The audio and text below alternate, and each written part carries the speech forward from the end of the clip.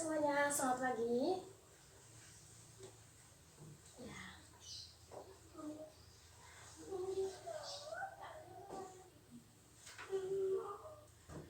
Baik, sebelumnya Ibu pimpin doa terlebih dahulu ya untuk kita memulai kegiatan pembelajaran hari ini. Semoga diberikan kelancaran, ilmu yang berkah dan juga bermanfaat. Berdoa menurut agama dan keyakinan masing-masing, disilahkan.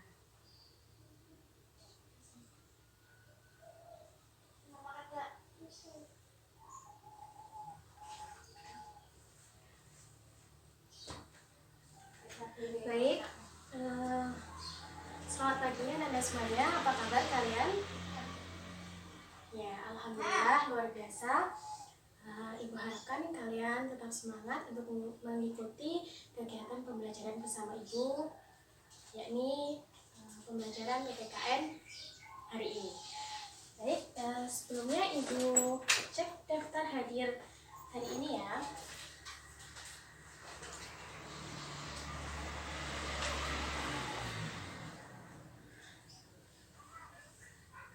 Untuk yang pertama, Andika hadir. Lalu Burhan hadir. Aditya hadir. Lalu Bondan hadir. Hadir? Oke. Miftahul Fahrudin hadir? Ya, hadir.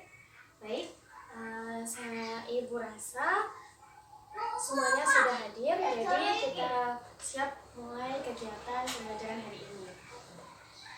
Nah, sebelumnya, apa kabar nih kalian hari ini? Pasti alhamdulillah, semoga tetap sehat. Ibu mempersilahkan kalian untuk mempersiapkan peralatan pembelajaran kita hari ini, seperti buku tulis, alat tulis, dan sumber pembelajaran kita hari ini, AKS dan buku prakteknya. Silahkan dikeluarkan. Baik, sudah siap? Oke, sekarang Ibu mempersiapkan materi kita hari ini. Sebelumnya, di bab ini, di minggu ini, kita membahas mengenai perlindungan dan penegakan hukum. Di mana sebelumnya, di minggu lalu, kita juga membahas mengenai apa nih? Coba kita coba ulas lagi mengenai pembelajaran minggu lalu. Ada yang masih ingat mengenai bab apa? Ya, betul sekali. Pelanggaran hak dan kewajiban. Pelanggaran hak dan juga pengingkaran kewajiban. Iya, betul sekali. Dimana kalau kita berpikir kembali, sebenarnya hak dan kewajiban itu adanya di mana sih? Kenapa dianggap sebagai pelanggaran dan juga pengingkaran nih? Siapa yang mau menjawab? Baik, silahkan Mas Adi. Ya, ya, betul sekali.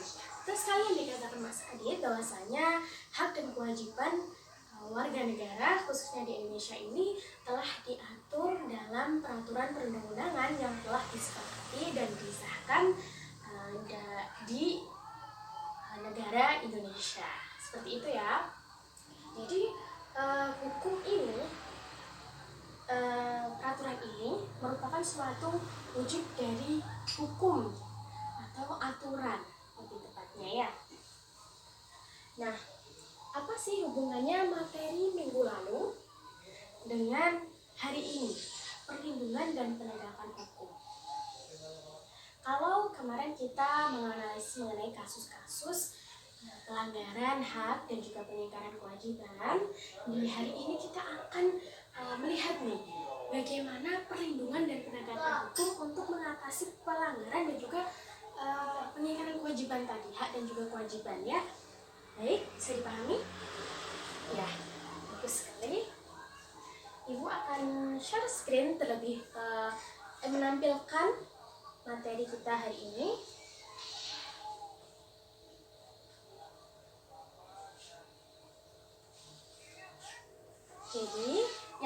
pertama Anda semuanya, di pembelajaran hari ini bisa dilihat ya, tujuan pembelajaran kita hari ini adalah setelah mengamati gambar, Anda semuanya diharapkan mampu memahami hakikat perlindungan dan penegakan hukum. Lalu yang kedua, setelah mengamati video nanti akan Ibu tayangkan ya, kalian diharapkan mampu untuk memahami pentingnya perlindungan dan penegakan hukum.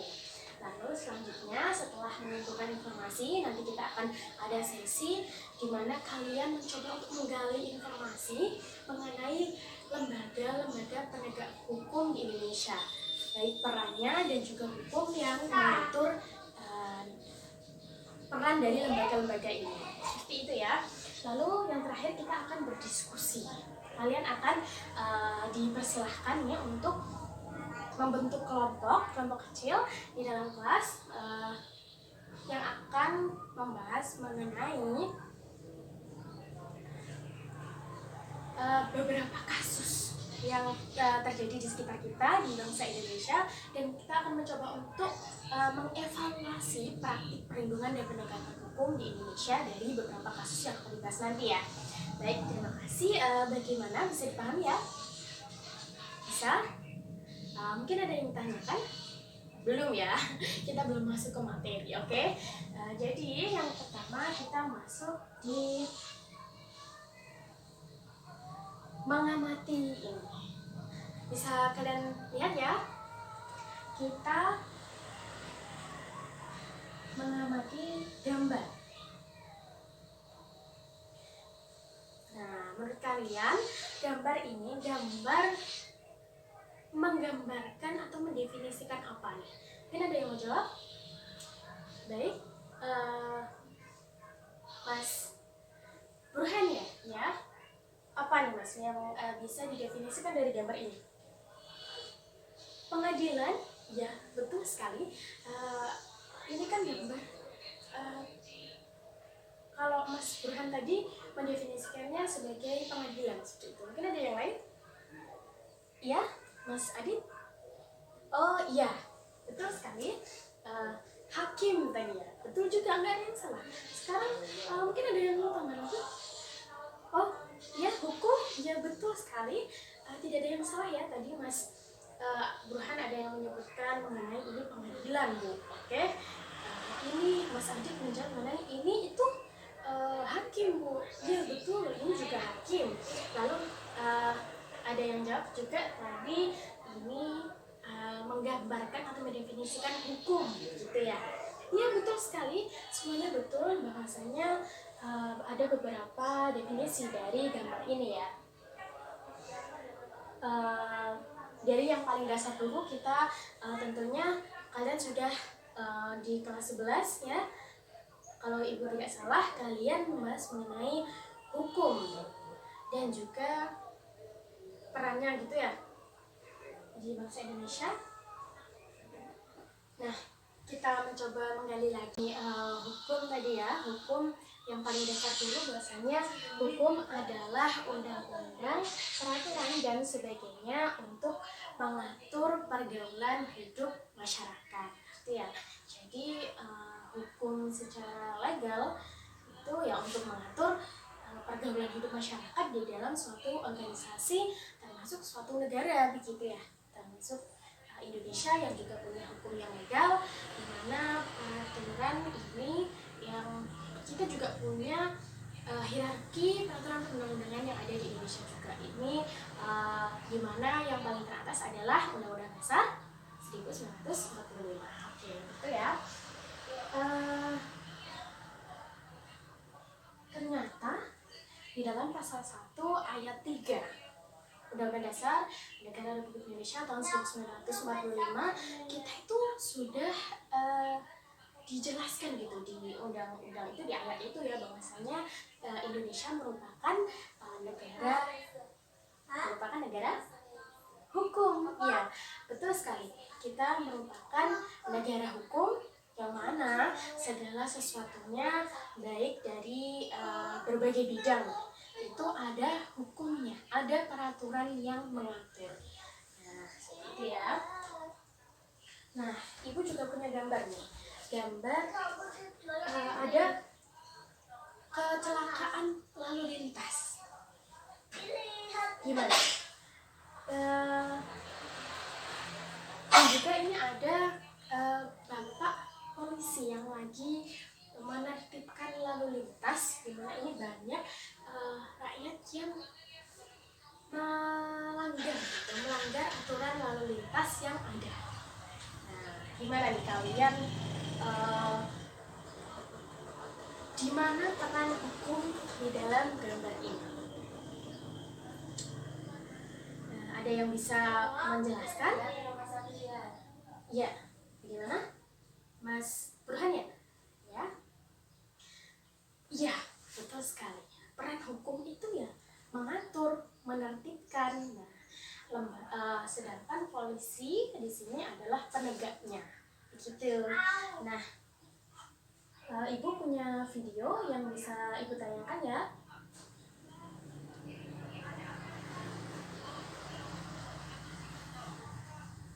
Bisa diamati terlebih dahulu videonya.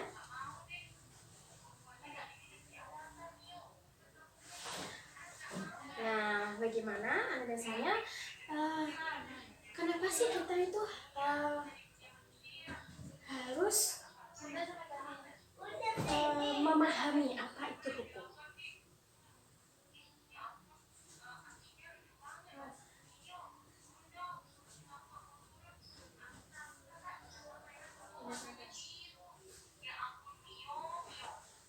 Nah, di sini kita akan membahas mengenai hakikat perlindungan dan penegakan hukum di Indonesia.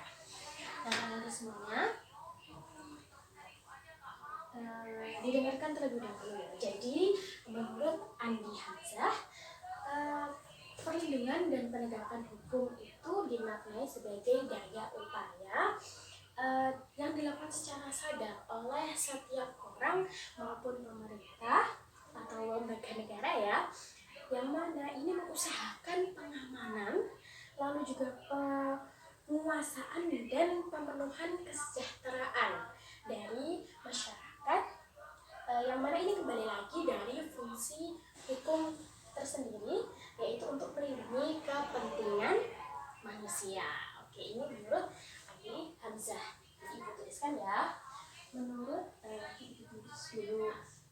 Ibu tulis dulu bab kita hari ini, yakni perlindungan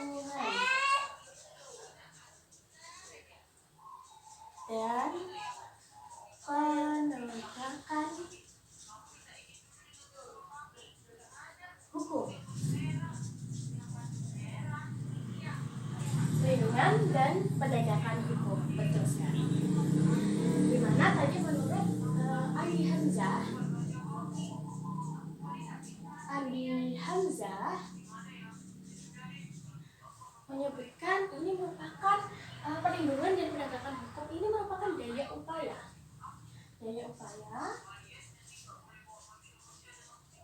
yang mana secara sadar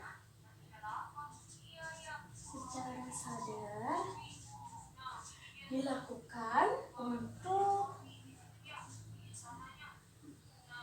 melindungi kepentingan masyarakat. Ya, melindungi kepentingan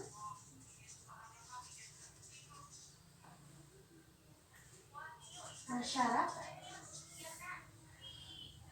Nah, seperti itu ya.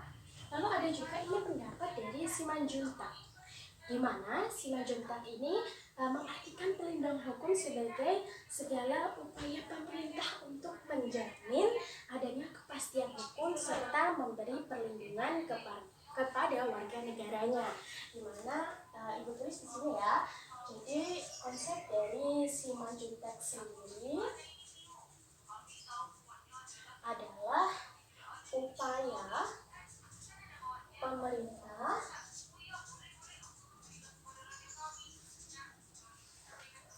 memberikan kepastian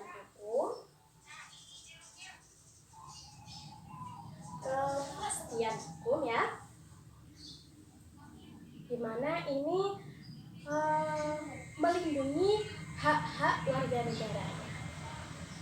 Melindungi hak-hak warga negaranya. Gimana anaknya semuanya? Bisa dipahami ya makna dari atau hakikat dari perlindungan dan penegakan hukum. Nah, kita masuk selanjutnya adalah unsur-unsur perlindungan hukum. Kita dari unsur-unsur dari perlindungan dan penegakan hukum ini ada 4 unsur ya semuanya. Yang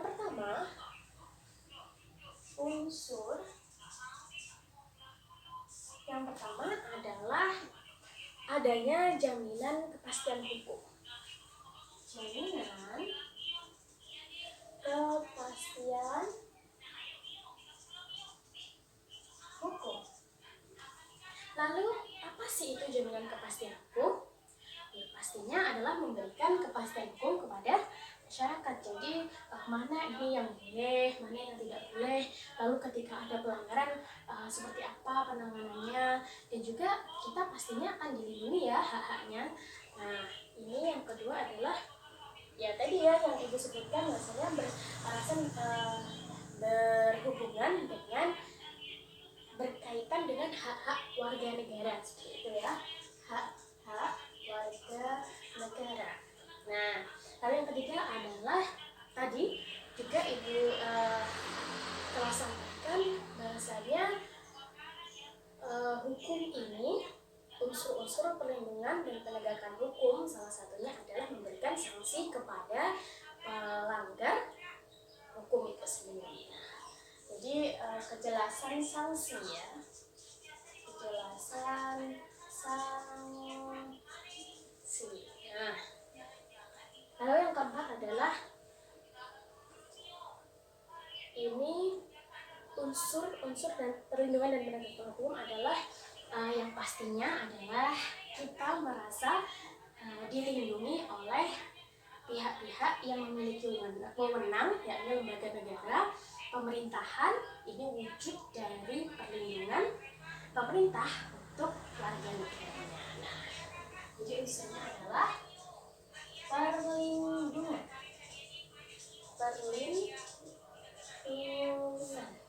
Seperti itu ya. Ya, bisa dipahami. Lalu yang selanjutnya adalah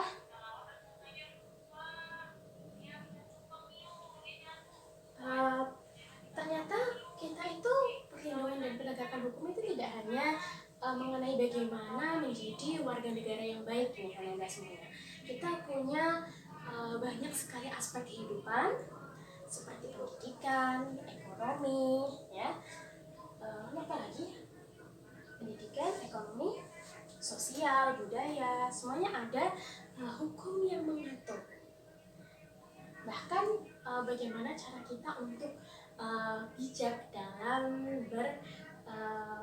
memanfaatkan teknologi itu pun juga diberikan batasannya dan juga hukum agar tidak disalahgunakan, seperti itu. Kita punya seperti contoh dalam kegiatan ekonomi adalah mengenai undang-undang ketenaga kerjaan, lalu di dunia industri juga ada undang-undang mengenai hak cipta, merek, seperti itu sudah diatur ya dalam Indonesia. Ternyata banyak, dan itu tentunya akan melindungi hak kita sebagai pencipta atau mungkin sebagai tenaga kerja. Hak kita dilindungi, bagaimana kita harus bekerja dan upah yang diterima itu pasti sudah sangat memberikan gambaran peran lembaga negara. Oke.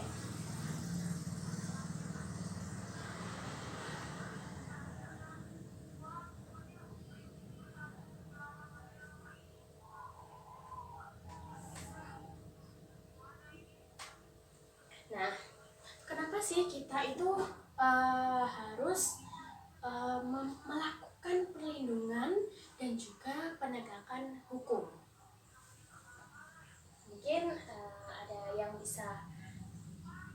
menjawab ya, ini terkait mengapa sih pentingnya perlindungan dan penegakan hukum. Kita masih di subbab yang pertama ya, hakikat dan juga pentingnya perlindungan dan penegakan hukum. Jadi mengapa penting perlindungan dan penegakan hukum? Yang pertama adalah kita tegaknya supremasi hukum. Bisa dipahami ya, tegaknya supremasi hukum yang ada di Indonesia. Seperti itu.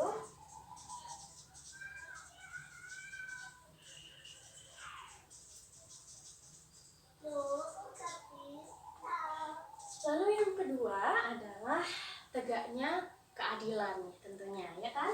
Yang kedua adalah tegaknya keadilan. Lalu yang ketiga adalah mewujudkan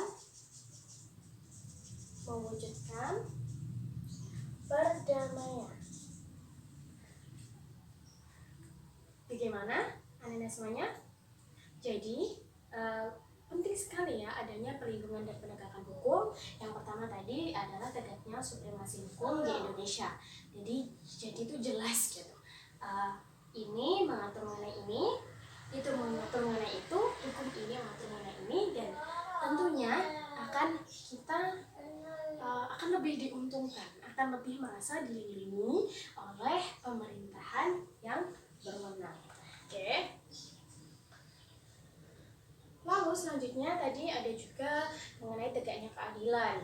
Jadi sudah dibahas juga bahwasanya contoh saja misal kita jika ada suatu kasus, misal kasus korupsi ya kan. Nah, ternyata di dalam undang-undang itu tidak dibahas gitu, tidak dijelaskan bagaimana hukum mengatur mengenai kasus korupsi. Nah, pastinya kita akan sangat dirugikan ya, kita bayar pajak tapi ternyata dikorupsi sama pemerintah. Nah, ternyata nggak ada hukum juga yang mengatur. Gimana nih? Pasti kita akan merasa sangat dirugikan, sedangkan pemerintahan malah tidak dihukum akan kasus yang diperbuat seperti itu. Nah, itu pasti akan menimbulkan kontra, bisa jadi kontra seutuhnya oleh masyarakat seperti itu ya. Nah, yang pastinya agar tidak timbul pro dan kontra atau banyak kontranya tadi dari masyarakat, perlindungan dan penegakan hukum ini juga memberikan atau melindungi, mewujudkan perdamaian. Nah, Ibu juga punya beberapa faktor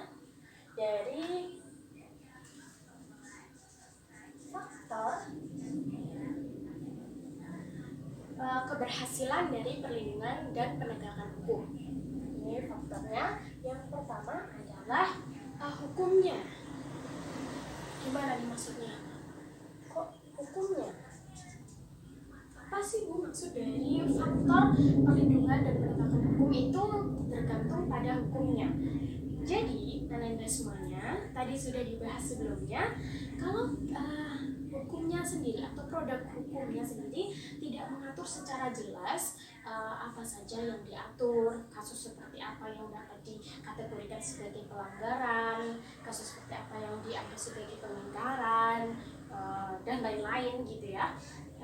Pastinya perlindungan dan penegakan hukum itu sendiri juga tidak terlaksana dengan baik karena tidak jelas arahnya seperti itu ya. Lalu yang kedua adalah penegak hukumnya. Nah, kita ambil contoh tadi di mana kasus korupsi ya, yang ternyata tadi di produk hukumnya itu sudah diatur gitu, bagaimana hukuman bagi yang melakukan kasus korupsi. Tapi ternyata salah satu hakim itu menerima suap dari pelaku tindak pidana korupsi. Akhirnya pelaku korupsi ini bisa dipotong, misal ya masa tahanannya dipotong. Nah, ini perlindungan dan penegakan hukumnya ada yang bermasalah. belum berhasil seperti itu. Jadi penegak hukum harus punya integritas, punya kebijakan dari dalam dirinya sendiri untuk melakukan hal mulia ini sebagai perlindungan dan penegakan hukum bagi warga masyarakat, karena sudah diberikan wewenang dan kepercayaan seperti itu ya. Lalu yang ketiga adalah masyarakatnya. Tadi misal ya, kita tahu nih ternyata banyak hukum atau penegak hukum yang tidak sesuai dengan masyarakat, atau mungkin masyarakatnya justru yang tidak memahami atau tidak membela, tidak ikut serta dalam penegakan hukum.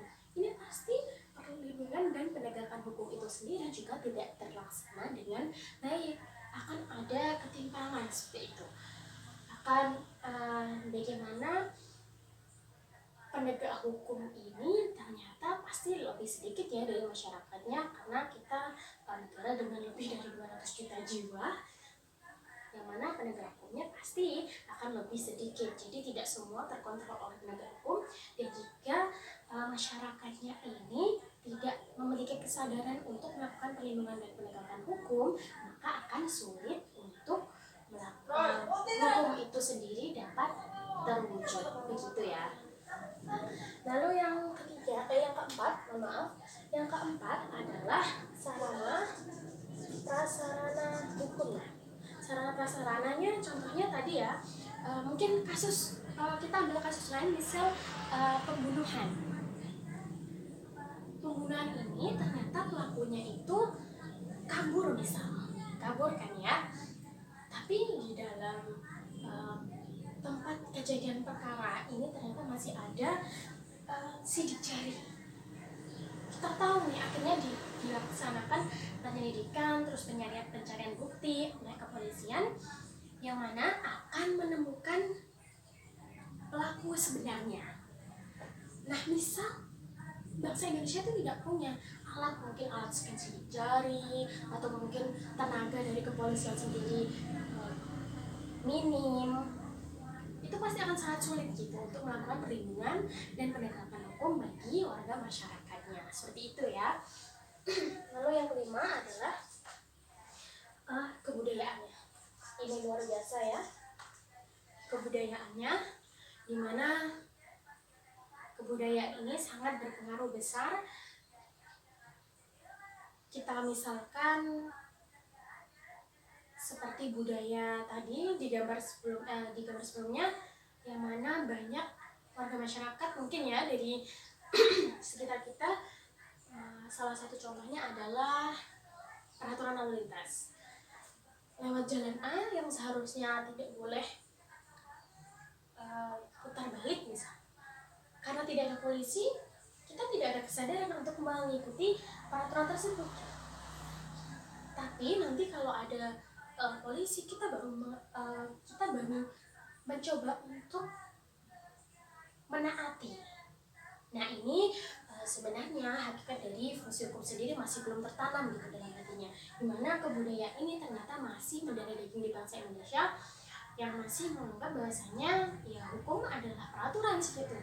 Padahal sejatinya hukum merupakan perlindungan untuk hak-hak dan juga perlindungan hak-hak dari warga masyarakat dan juga bangsa Indonesia sendiri, seperti itu ya.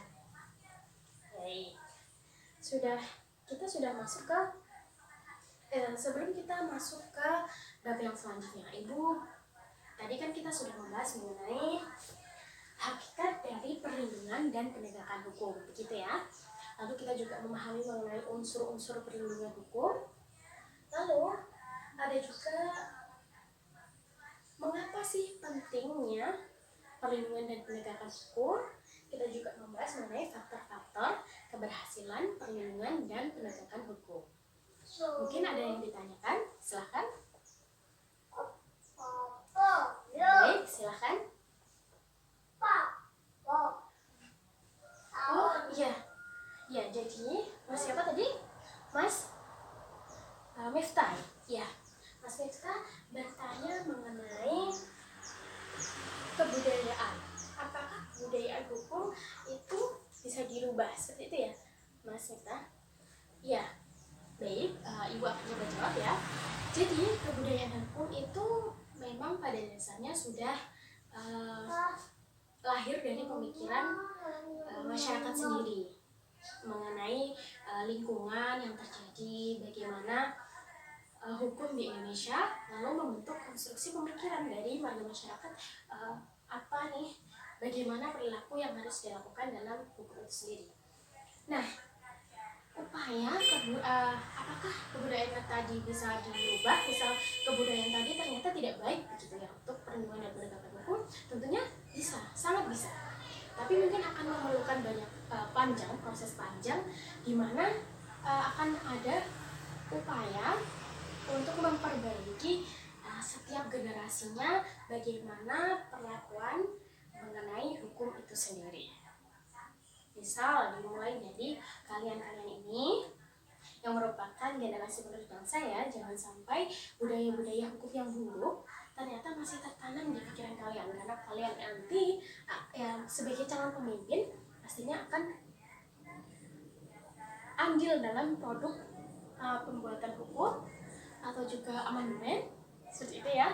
Makanya kebudayaan hukum harus tetap diperbaiki, tapi dimulai dari hal-hal kecil terlebih dahulu, mungkin menaati peraturan dalam keluarga, masyarakat, seperti itu ya. Kita bisa sangat berpengaruh ke lingkungan kita. Jadi dimulai dari diri kita sendiri, keluarga, lingkungan, mungkin lingkup yang lebih luas lagi ya di sekolah. Nanti ketika kalian memiliki wewenang nih, kita coba untuk memberikan kontribusi kita untuk membangun budaya hukum yang baik di Indonesia.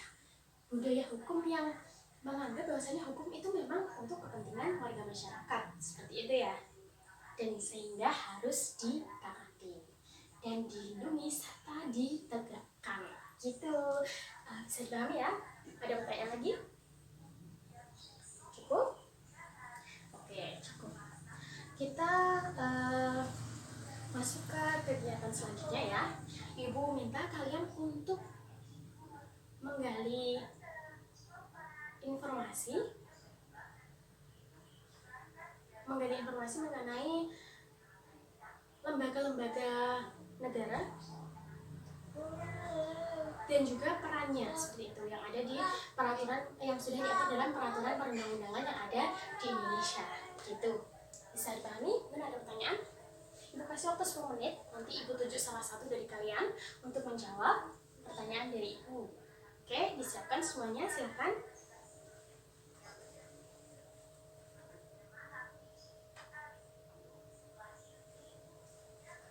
Baik, Ibu rasa sudah cukup ya.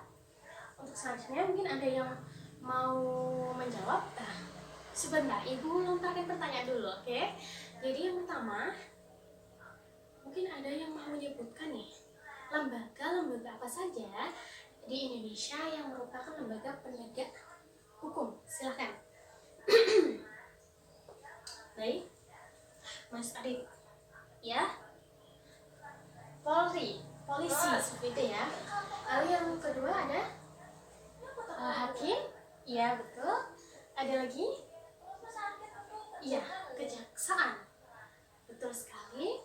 Lalu ada juga pengadilan. Iya, pengadilan tadi juga ada hukum, ada hakim dan juga jaksa pada saat proses peradilan, seperti itu ya. Ada lagi mungkin?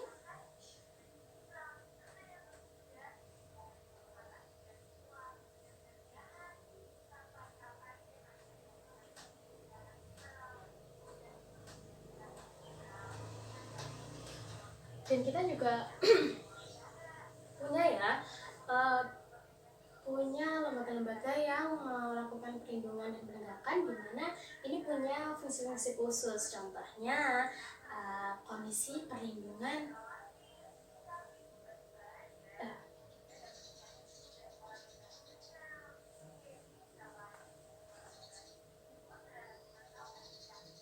KPK ya, ada KPK, ada juga Komnas HAM. Banyak ya ternyata kita punya lembaga yang luar biasa baik. Ada juga tadi polisi yang melakukan penyidikan dan penyelidikan seperti itu. Lalu ada juga kejaksaan yang bertugas untuk mengajukan tindak pidana pelanggaran hukum tadi untuk diajukan, dituntutkan kepada hakim seperti itu. Lalu hakim yang memutuskan perkara apakah ini berhak atau layak dihukum, dan juga hukuman apa nih yang patut untuk diberikan seperti itu. Kita punya lembaga penegak hukum masing-masing dengan peran dan fungsinya masing-masing. Tadi juga sudah ada yang menyebutkan, juga sudah disebutkan mengenai peraturan perundang-undangan yang mengatur seperti itu ya. Nah, ada semuanya.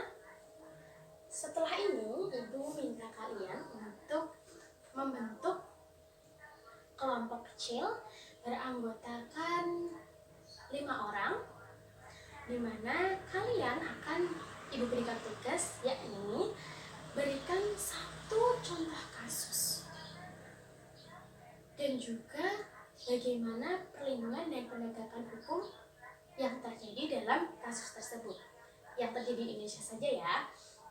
Lalu Ibu kasih gambaran sistematika pengerjaannya, di mana kalian harus menyebutkan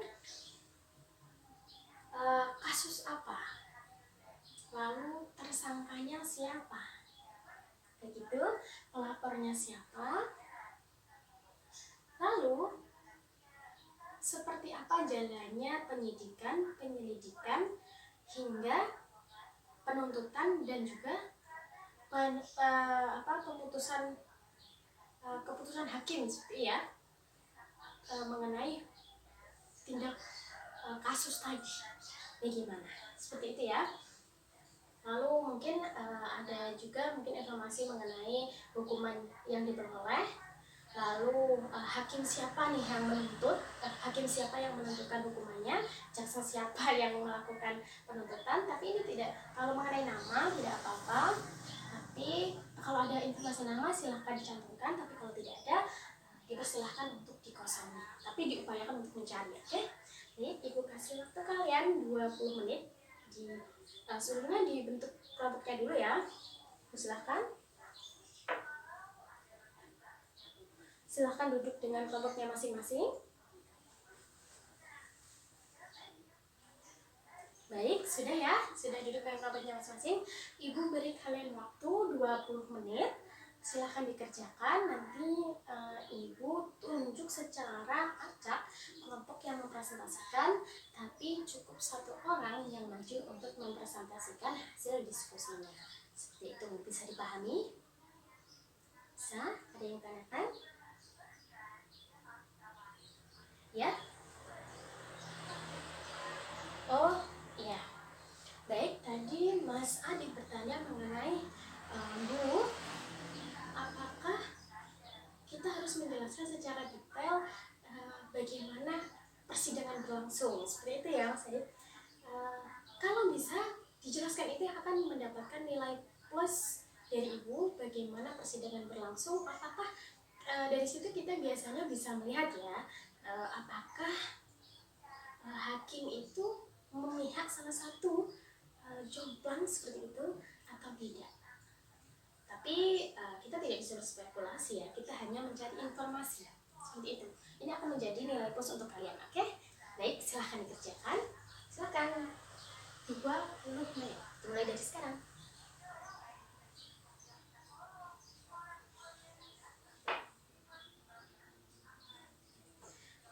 Baik, silahkan. Sudah selesai ya? Baik, Ibu tunjuk yang pertama dari kelompok 2. Silahkan maju.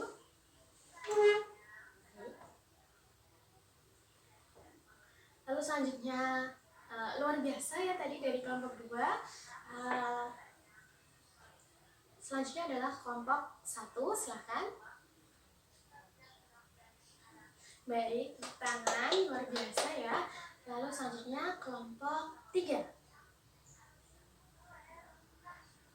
Nah, luar biasa dan semuanya kalian sudah ibu rasa sudah memahami nih bagaimana kasus-kasus yang telah terjadi di Indonesia. Tadi juga sudah sangat lengkap. Eh, Ibu kasih evaluasi sedikit. Kalau presentasinya tadi itu sudah sangat baik, kalian sudah menyampaikan secara detail, tapi mungkin ada beberapa yang mungkin kalian berspekulasi sendiri seperti itu ya. Mungkin tapi bagus, ibu kasih kalian apresiasi untuk dapat menilai bagaimana perlindungan dan penegakan hukum di Indonesia. Nah, kalian semuanya, ibu rasa tadi ibu sudah banyak menyampaikan materi ya, dan ini ibu rasa kalian cukup untuk hari ini. Ya, ini tadi kita membahas mengenai hakikat dan pentingnya perlindungan dan penegakan hukum.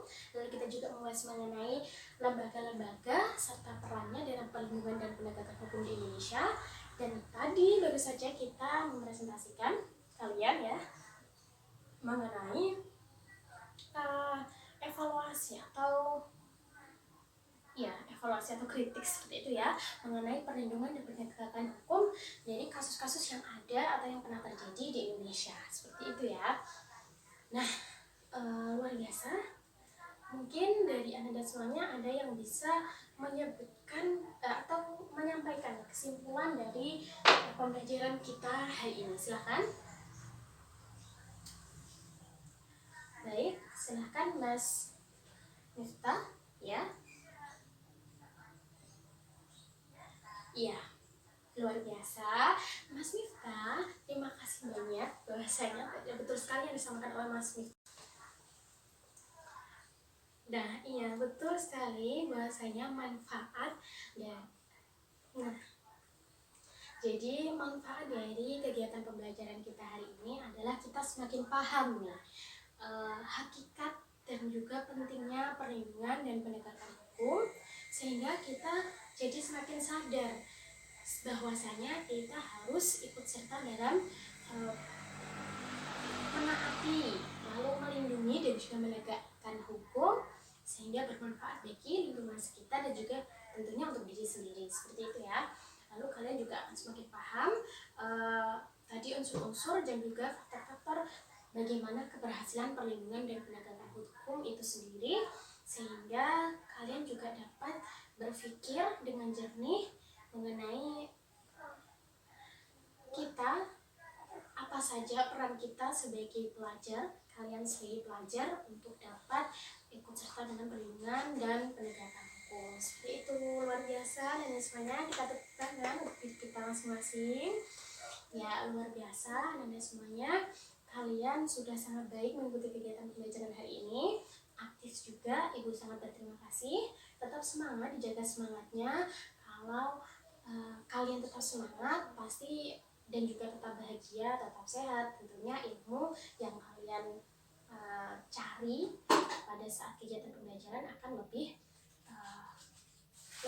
mudah kalian pahami seperti itu. Nah, anak-anak semuanya, Ibu berterima kasih. Sekian dulu kegiatan pembelajaran kita hari ini. Di minggu depan kalian akan Ibu minta kalian untuk membaca materi selanjutnya yakni mengenai dinamika pelanggaran hukum di Indonesia. Seperti itu ya. Baik, terima kasih. Sebelumnya, wassalamualaikum warahmatullahi wabarakatuh.